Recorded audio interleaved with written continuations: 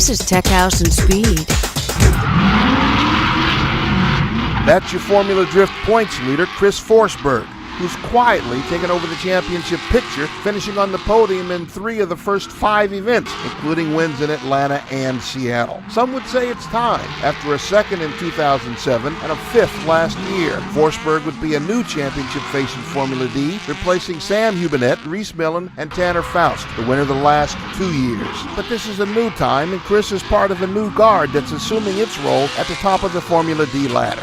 Yeah, I mean, Formula D is doing a lot of effort with the Pro-Am, trying to bring new faces, new drivers into the sport. We're always trying to have a full field. We don't want to have, issues with, people either just dropping out of the sport or losing sponsorships or whatever, and the sport just kind of falling apart. There's, just huge scenes all over the country of people that want to get into Formula D, and so, they're putting much more effort into, getting these new faces, into the sport.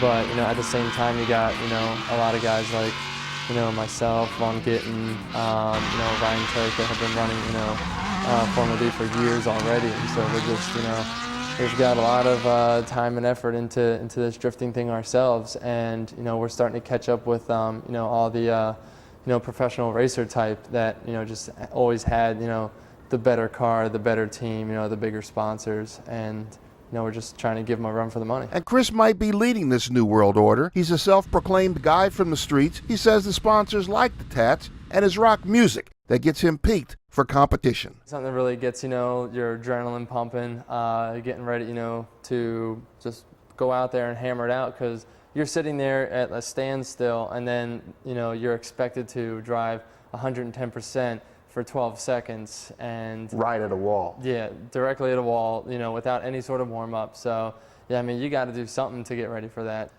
Just kind of based on my background, more of like, just like a kid from the streets. I drive by feel. It's just, out there doing it for the fun and, overthinking car setup and, I got to do this here instead of, shifting here. It's like, as soon as you throw it in behind a guy in, just a straight head-to-head tandem round, all that kind of goes out the window anyway, because you don't know what to expect from that guy.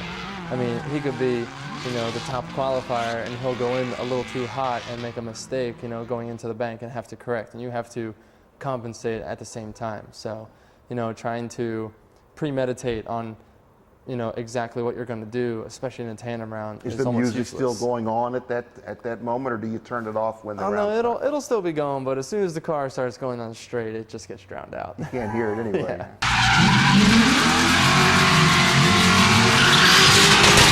Forsberg, Nas energy.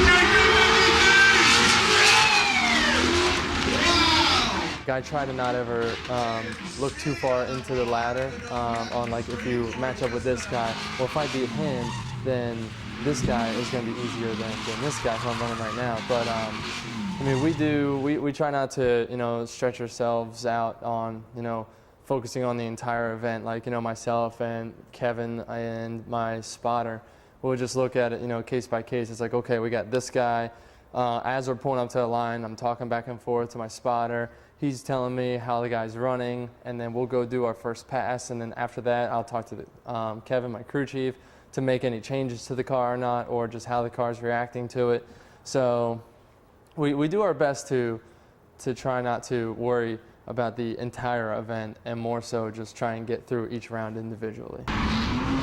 With 2 events left, Forsberg has this old school guy to worry about, Sam Hubinette, sitting in 4th place with 2 titles in hand. But between them are Ryan Turek and Tyler McQuarrie, 2 new school names at the top of the ladder, and 2 guys who could win anytime, anywhere.